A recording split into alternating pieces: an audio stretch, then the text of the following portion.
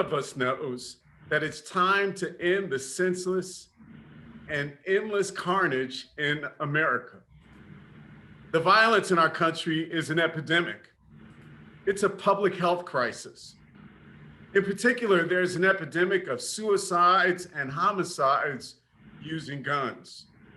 Like with any epidemic, it's important to start with reality. So I want to show a reality pie chart to you. You'll look at the screen, look at the slide before us. So this pie chart represents deaths by guns or firearms in the United States in 2018.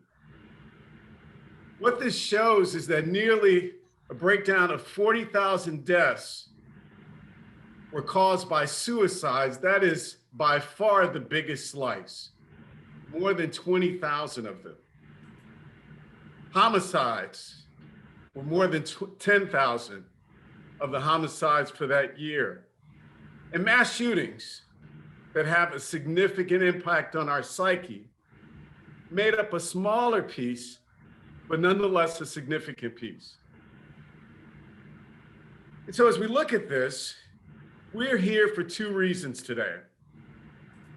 We're here because so many of us have lost people. And because this is real to us, the pain is real. It's much more real than the statistical information that we have provided. Tens of millions of Americans carry the pain every day of having lost someone, represented by those slices of the pie. And many of us here are included in that number. Just on Saturday, I was with a parent whose son was killed within the last couple weeks. On Thursday, there's a funeral for a 15-year-old who was just shot a few days ago. The pain for all of us is very real. And so we're here to talk about solutions. Because our pain is real, we are no longer going to stand for and allow for the deadlock that is tired, and some have become comfortable with the deadlock. We are here because we have come to move our collective power towards solution. We're here for leadership to come together. We're bringing all the collective power we can to assemble to attack this problem in a new and productive way. Just look at the power in this virtual room. We are nearly 600 strong that have come here to say that the status quo is not good enough. We've got the chairs of Metro IF, Pastor David Brawley and Pastor Patrick O'Connor, and scores of other clergy. We've got investors. We have a foundation president from New York. We have leaders of major medical and public health institutions. We've got educators, including the president of the largest teachers union in Colorado. But most importantly, we have gun buyers. That's right. We have mayors and police chiefs and sheriffs and county executives, all who buy guns, nearly 40% of the market. And as our Do Not Stand Idly By campaign, which has existed for more than 8 years, bulk gun buyers have significant power. So public sector gun or government buyers have the power, in concert with others, to change the priorities of the gun industry. It's our goal to make safety and not just killing a priority that is demanded by the market. It's not the only answer, because changes are needed in every branch of government, in the private sector, in our communities, all to reduce the size of that pie, to reduce the number of deaths that happen year in and year out across America and in my section of Cleveland. But we're here today because this group of public officials, the Gun Safety Consortium, is determined and committed not just to talk, but to do something that is real. And we are determined to support them and to work collaboratively. The next person we're going to hear is Mayor John Cranley. I have the opportunity to have sat with him individually. I know that he is genuine and passionate about bold leadership in our community. And so I am grateful that he is going to speak to us. He has something real to announce today to talk about the determination and vision of the Gun Safety Consortium. Mayor Cranley. Thank you, my good friend, Pastor Gibson. I really appreciate your leadership in Cleveland, as well as the greater Cleveland congregation, both in Cleveland, but also nationally. I'm John Cranley. I'm mayor of Cincinnati. I want to describe briefly what the Gun Safety Consortium is and why we are doing what we're doing.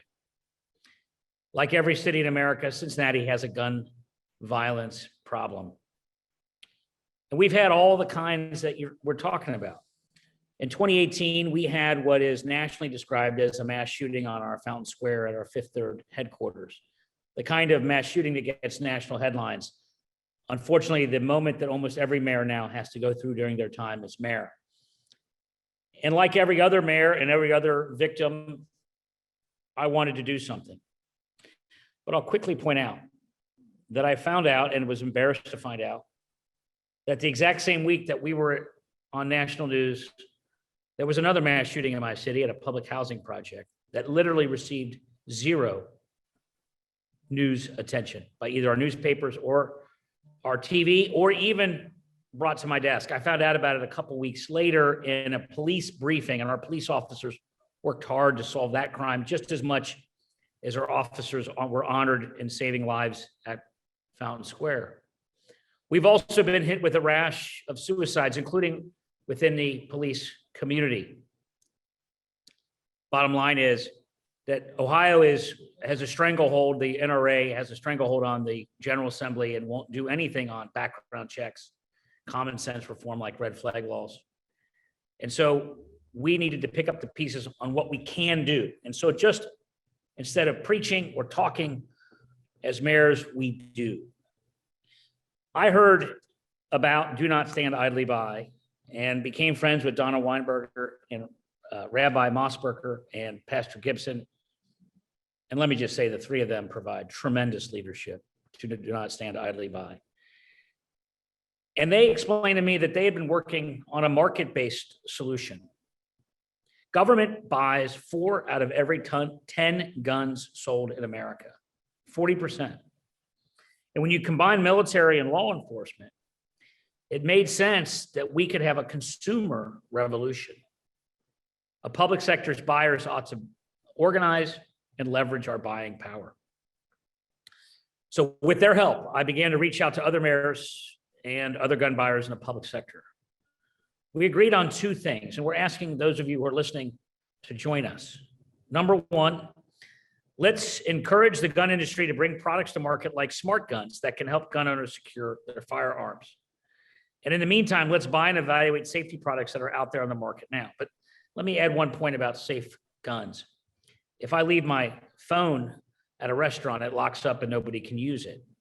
But a gun left behind is used for the vast majority of inner city violence and the vast majority of suicides, which are the 2 leading causes of homicides, as Pastor Gibson showed us.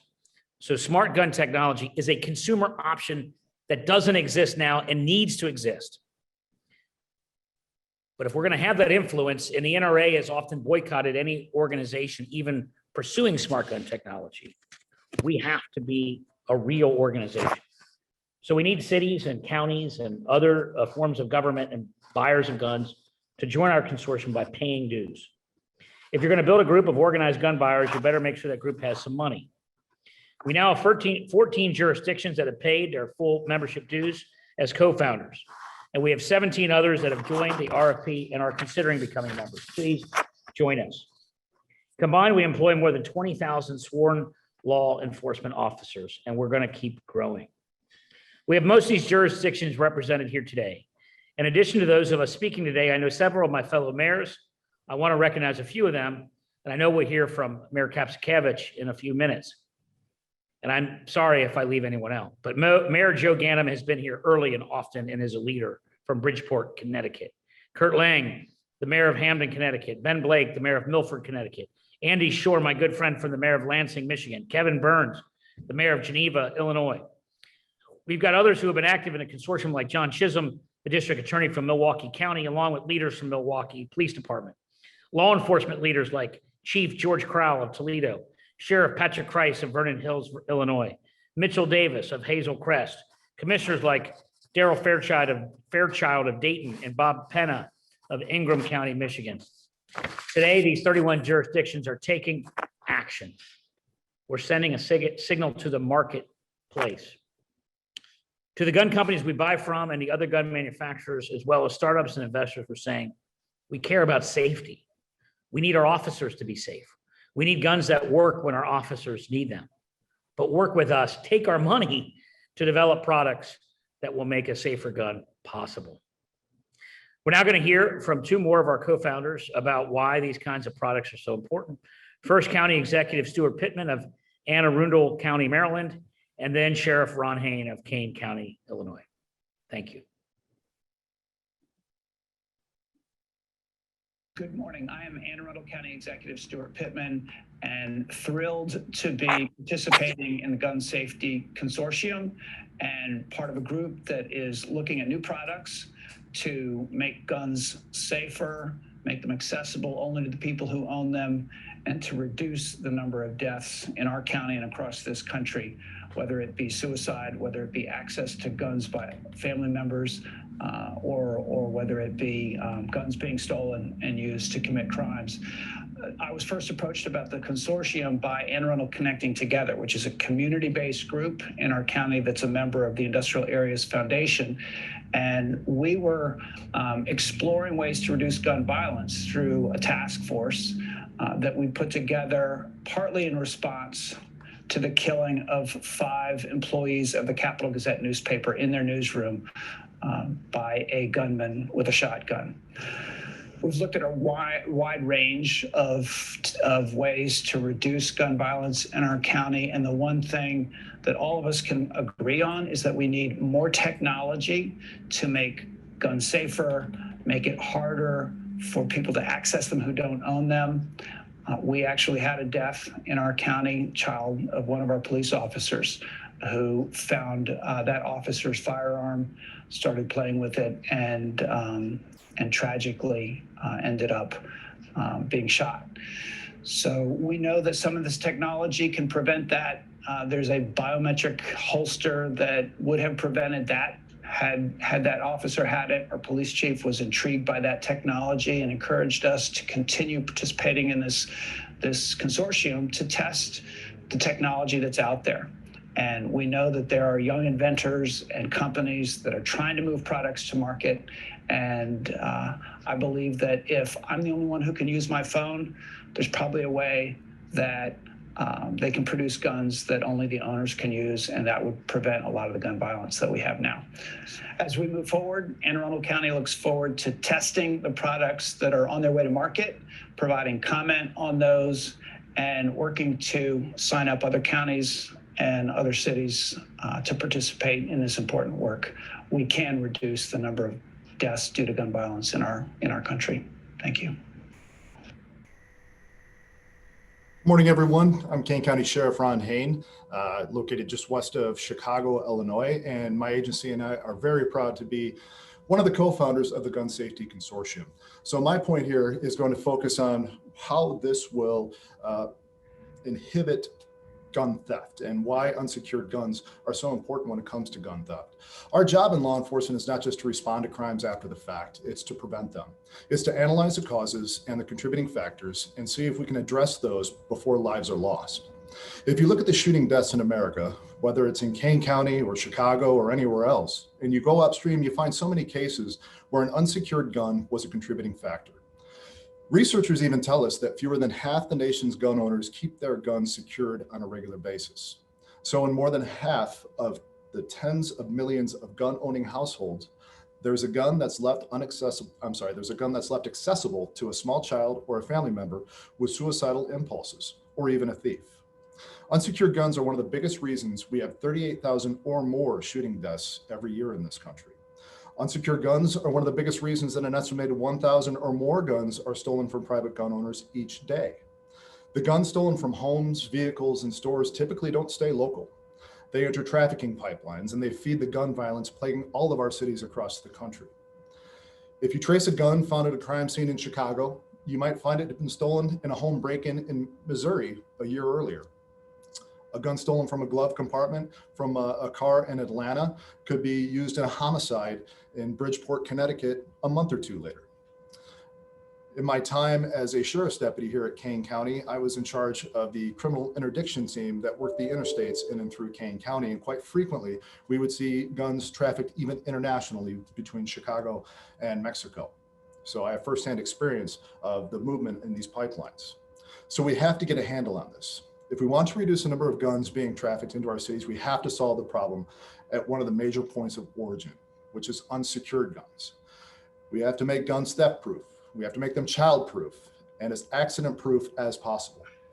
In an age of technological innovation, this is not an unsolvable problem. Now I'll ask my colleague, Police Chief Darrell Green of Lansing, Michigan, to describe where gun security devices can help and what the Gun Consortium is doing about that. Thank you very much, Sheriff. Happy to be a part of this initiative, and thank you as well, Consortium. In order to understand the issue of unsecured guns, first and foremost, we have to look at why so many gun owners don't secure their firearms on a regular basis. Many owners have cable locks, many have safes, and a good safe is a gold standard for gun security, especially if the gun is kept separate from the ammunition. But many gun owners simply don't use gun locks or safes 100% of the time. Some never at all. And why is that? What some gun owners tell us is they want instant access to those firearms. They want to be able to get to that gun within seconds. They don't want to fumble with a cable lock, which doesn't provide much security anyway. And they may not be able to take the time to go and open a safe. Or more and more, they may have a gun in a vehicle. And by the way, unfortunately, some law enforcement officers aren't in the habit of securing their guns as well. There are tragic stories within many of our police departments of a child finding their parent's duty service weapon and pulling the trigger. So what's needed on the market is a variety of products that combine security with quick access by the gun owner. We need all kinds of these products on the market now. We've been hearing for years that smart guns will provide this combination. They build a personalized locking device directly into the gun. The consortium is very interested in smart guns. We're actually in discussions with leading developers concerning smart guns. But the reality is there's no such product on the market in 2021. When that day comes, and we don't think it will be long, we're going to want to test them. Just like with any gun we purchase or buy, we're going to put them through a rigorous evaluation process, shooting them thousands of times on our ranges before we ever even consider equipping our officers with them. But in the meantime, there are some promising new products out there now, some locks and other anti-theft products that give the owner access to the gun within 1 or 2 seconds. And through the consortium, we've begun to test those out.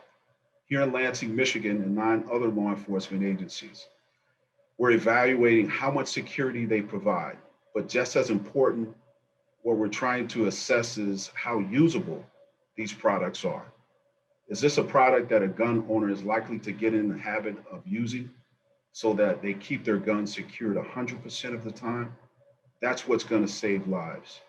Each one of the 4 products we've been looking at will be a good thing to have on store shelves. But what we're trying to move to now with the release of the RFP is a full scan of the market. So whether you're a global gun manufacturer or startup in your garage or basement, we want you to bring us what you've got. If you've got a product that can help gun owners secure their firearms, we want to know about it. We want the opportunity to fully evaluate it. And we may want the opportunity to purchase it. At this time, I'll ask Mayor Wade Kapsakavic of Toledo, Ohio, to describe where we go from here. Thank you very much, and thank everyone for making time today to be a part of this important announcement and to learn more about where we go from here. As the mayor of the city of Toledo, I can tell you that our city is fully engaged in this process, and we have been since the very beginning. We were one of the early founders of this movement. We hosted a national gun violence conference of the U.S. Conference of Mayors in our city about 2 years ago. In our police department, I think Mayor Cranley earlier mentioned the involvement of our police chief, George Krull. We were one of the departments that tested out this technology and these tools, and we were very impressed. And so it was a natural for us to want to be a part of this RFP. One of the things I want to emphasize is just how pragmatic and nonpartisan this initiative it is.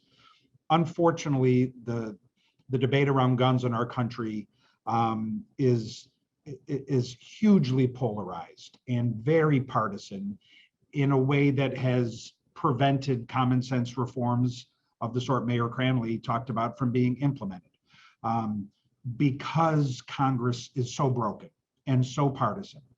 And perhaps your state is also, depending on, some states are a little better than others. Certainly here in Ohio, our state government is badly broken on this and many other issues.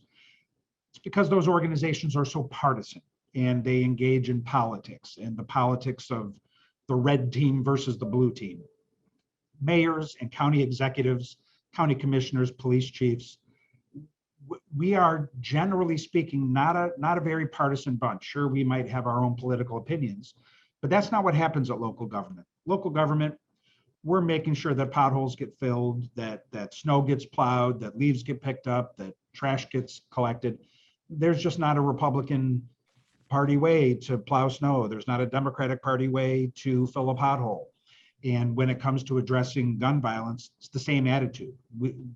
The local government, and I believe the reason it still works in this country is, and the reason the public hasn't lost faith in it, is because we might be that last layer of government left in this country that just cares about solving problems.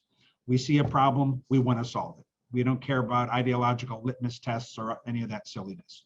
And so when it comes to gun violence, we are seeking to find common sense solutions to the problems that our politicians in Washington either don't care about or are incapable of addressing. As Pastor Gibson said, for all the attention that is devoted, understandably, to the mass shootings that happen in this country, that represents really less than 1% of all gun deaths. More than 3 out of every 5 gun deaths in this country are suicides. More than 1 in 3 are homicides. We're trying to prevent those sorts of things. I would argue that everyone, regardless of where you are in the gun debate, regardless of what you think about stronger laws or regulations, everyone should be heartbroken to know that over 60% of all the gun deaths in this country are due to suicide.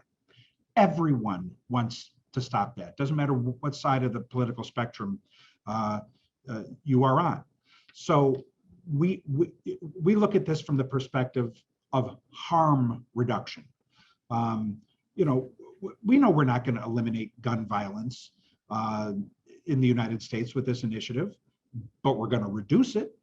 We're not going to save every life that is lost to gun violence in this country, but we'll save many lives. Just because we can't do everything doesn't mean we should do nothing. And in the absence of anything remotely resembling national leadership, this is a group that has decided to take local action to create a market that doesn't exist, or up until now hasn't existed. We are not talking about passing any new laws or any new regulations or any of those things that get activists on all sides of the gun debate all worked up. This has nothing to do with laws, ordinances, regulations, restrictions. This is using the power of the free market, which has governed the behaviors of our country since its founding. to encourage responsible behavior among the gun industry and among those who purchase guns. As Mayor Cranley said, we have tremendous buying power. 40% of all the guns purchased in this country are purchased by local government, state government, military.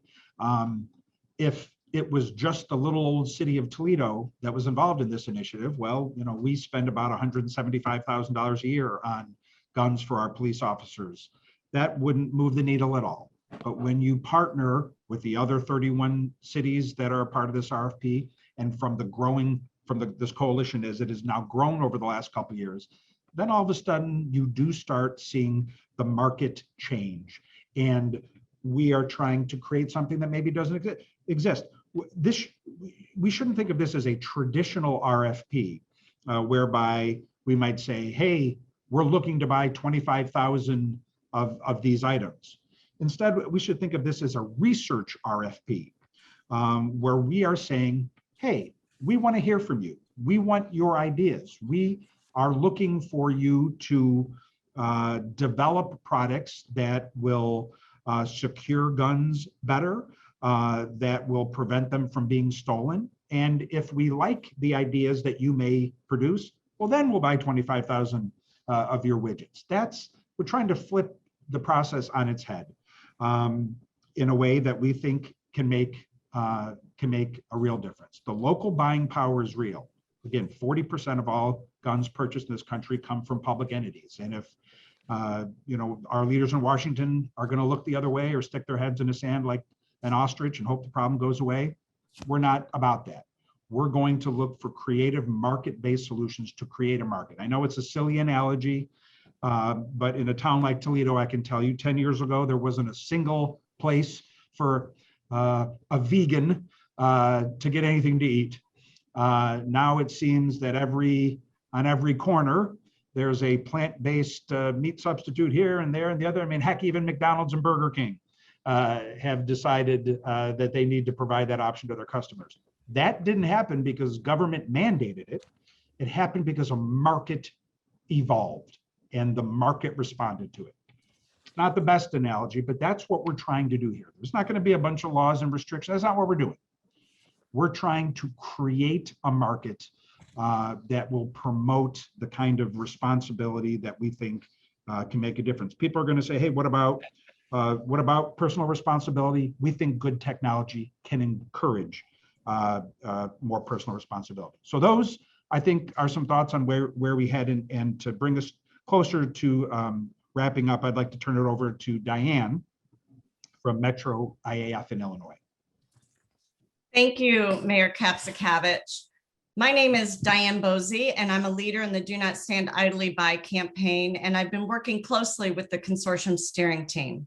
I want to tell you briefly what happens next. The consortium is asking vendors to respond to the RFP by June 1st. We've already had some conversations with several startups working on safety products who say they intend to respond to the RFP, and of course, we hope more will follow. A panel of law enforcement leaders from the member cities will screen the submissions we get, identify the most promising products, and then purchase limited quantities for hands-on evaluations by officers, the process that Chief Green talked about. That evaluation will end in early fall, and then the consortium will share the findings with all of the participating cities. They will identify which types of products fill a need for both police officers and civilians, and which needs are still unmet by the market. And then, in all likelihood, the process will be repeated. The consortium will also begin to work together on other priorities and strategies. They're planning a June forum on gun theft to explore what else they can do to tackle this growing problem. And throughout all of this, the consortium will continue to build more buying power. The members and leaders will continue to reach out to their colleagues and encourage them to join in this work. We've got some of our key recruiters from the consortium here today. People like Chief Frank Kaminsky of Park Ridge, Illinois, and Mayor Joe Ganim of Bridgeport, Connecticut, and many others. And I have no doubt that they'll keep working to recruit more consortium members. and so will all of us. Our nationwide IAF network, including people like Joe Rubio and Martin Trimble and other top staff who are here today with us, and our other allies from across the country who believe in this work, will be asking their local officials to join. We'll be recruiting far and wide in both big cities and small. We'll be asking cities who are large-scale purchasers that haven't joined yet to commit. Cities like Chicago and New York. And I know we have a lot of Chicagoans on here today and a lot of New Yorkers. Share a thumbs up or something in the screen or in the chat if you'll help us get them on board. Let's go. All right. So we'll also begin work on the largest gun purchaser of all, the President of the United States.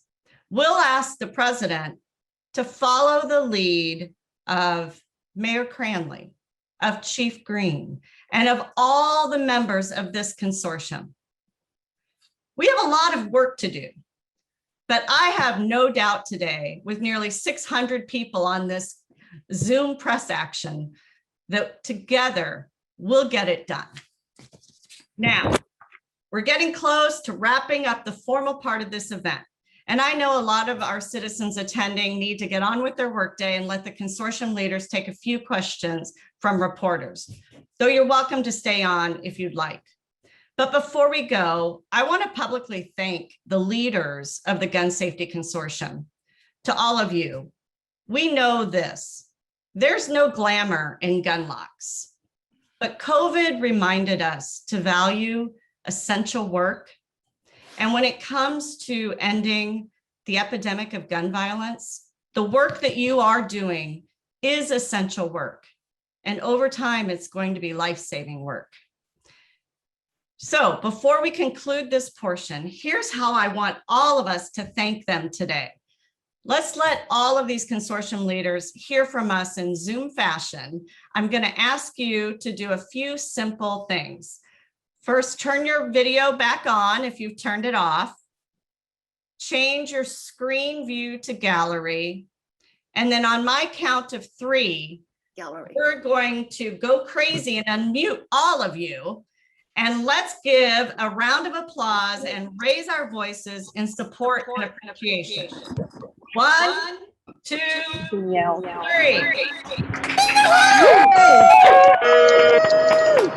Yeah.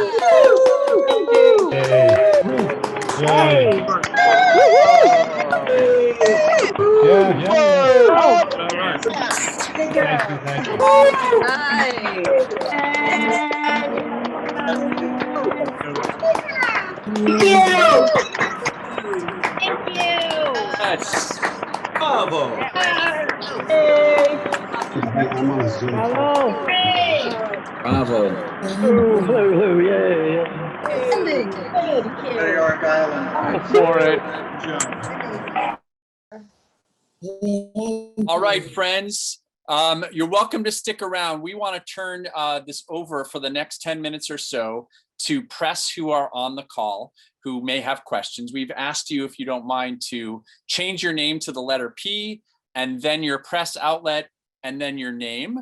And so if you are from the press and you want to ask a question, if you could please click the raise your hand feature. I see someone whose last name I can't see. It says Becca, maybe Costa. I'm not sure. I can't see the whole name. Becca Costello. So if we can unmute Becca Costello, that would be great, because I think Becca has a question. Yes, hello, Becca Costello with WVXU in Cincinnati. Would love for Mayor Cranley or anyone else to answer. I have 2 questions. One, I see from the FAQ on the website, it looks like this is funded with annual contributions from the member jurisdictions. So the first question is, how much has been raised so far with the jurisdictions that have currently committed? And then the second question is related to the RFP. It sounds like the consortium will be purchasing a limited quantity of the products, but will any funding be given for like research and development of the products, or you'll be purchasing products that are kind of already close to being finished and then just testing to see if it meets the needs that you're looking for? Becca, first, let me say thank you for WVXU being part of this today. We appreciate your time and appreciate talking to you again. We do a sliding scale on membership, but generally speaking, cities like Cincinnati pay $10,000 a year in memberships. And as it relates to the RFP and the division of money, I'll have Rabbi Mossberg or someone better than me to answer the specifics of that. So we've raised to date about $115,000. The focus of that money is on purchasing a set of products for jurisdictions to test out. So that's how the money is being spent at this point. There's a sliding scale, as the mayor mentioned, but to date we've raised $115,000, and that's primarily for testing for products that already exist. And today is about incentivizing other designers to share what they have in the pipeline, to share what they have available for purchase. So thanks for that question. Other questions? I know Public News Service is on, WILX is on. Hold on, I see Bree Muscala from NBC 24 in Toledo. So if we can unmute Bree.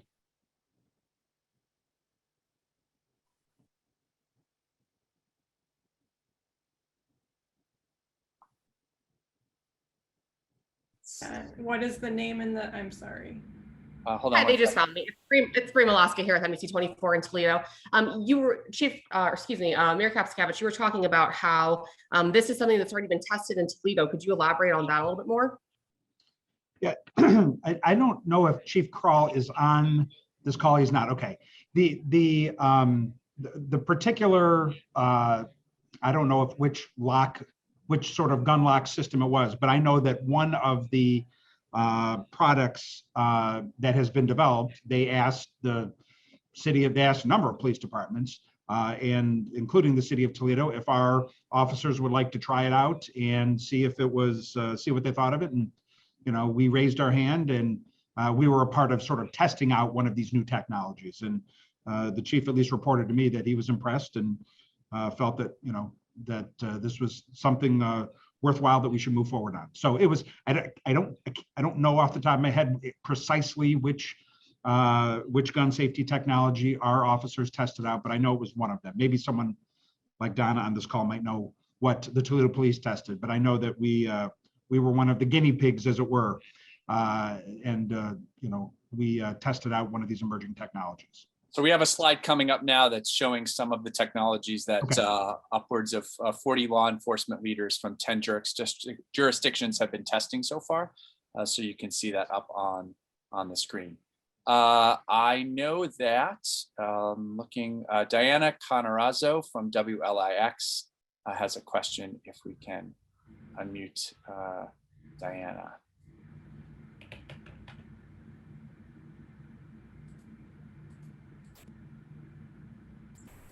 Hi, thank you. My question is for Chief Darrell Green. I'm in Lansing, so I wanted to ask you, how do you feel this will impact Lansing police officers, and will the police enforcement, you know, supply the funding for this? How will that work? Well, I'll say this, definitely the funding part is on the mayor's side of the house, but I'll say this, the best gun lock is the lock that a gun owner will use. And so some of the products that we have been testing demonstrate that they can be efficient and make the gun accessible to our staff. We're testing 3 different products right now.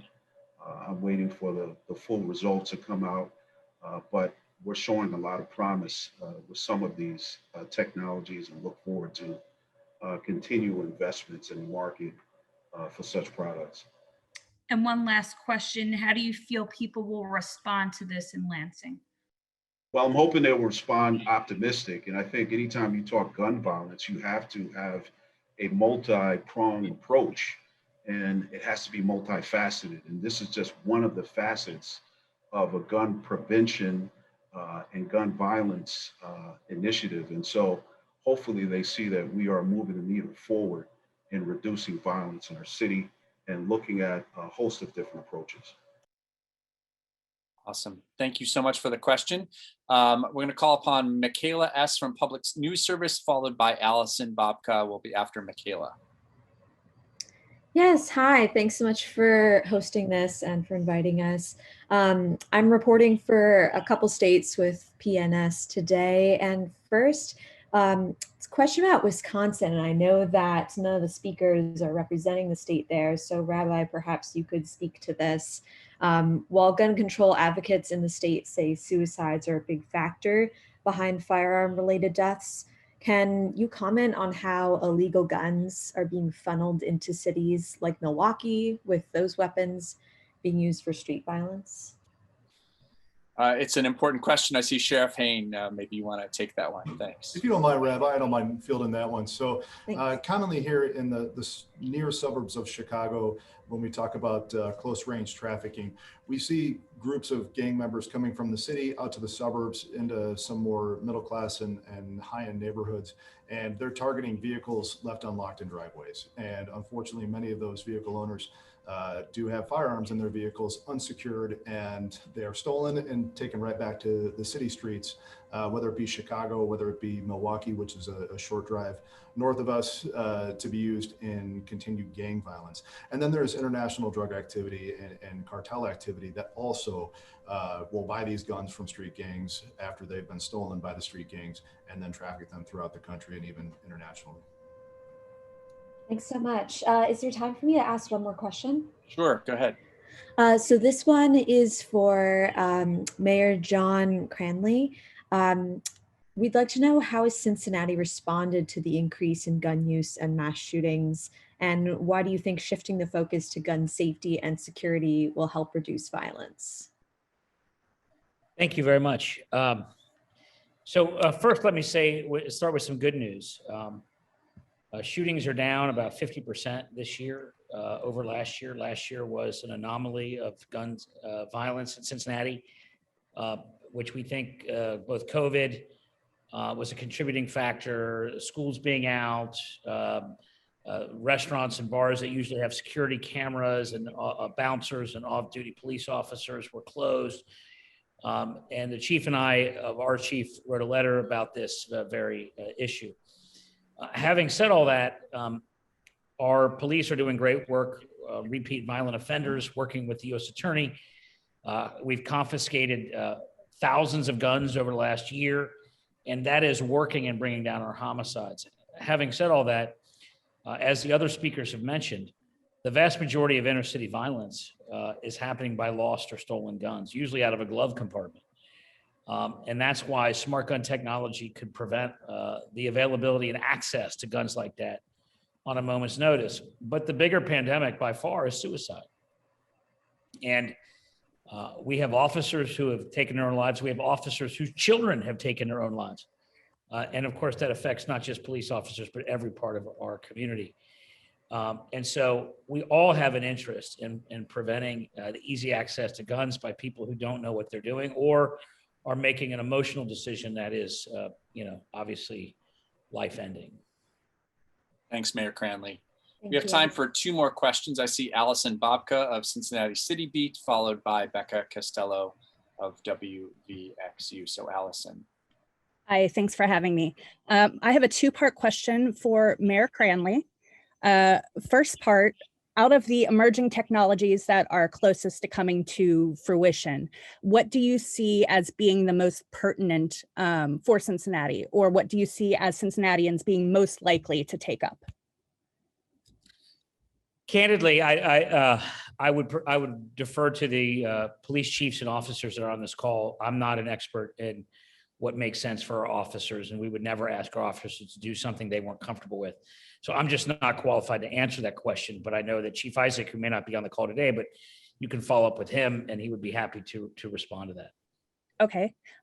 Second part, maybe this is for somebody else as well. For individual consumers eventually down the line, obviously I would think that some of this technology, either for new guns or pieces that might need to be retrofitted to older guns might be costly for individuals. How might we address that for people with maybe lower incomes who wouldn't be able to purchase expensive tech? Sheriff Hain, yeah. Yeah, so in our sampling of the products, we found that they were able to fit most firearms. They're general enough. In one lock that we just tested, I have a Glock 21, for example, which is a larger 45 caliber.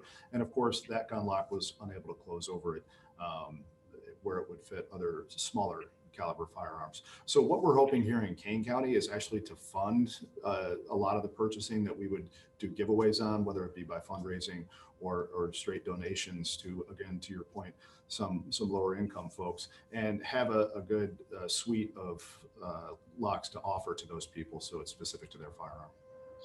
Yep. The other thing I would say is that the existing products that are being tested right now are not exceedingly expensive. I think they're reasonably priced and wouldn't, I think, be beyond the reach of people to purchase. I just want to give a quick shout out and welcome to Mayor Justin Elicker of New Haven. Glad that the mayor is here. And we have time for one more question, and that's from Becca Costello. Yes, thank you for giving me another question.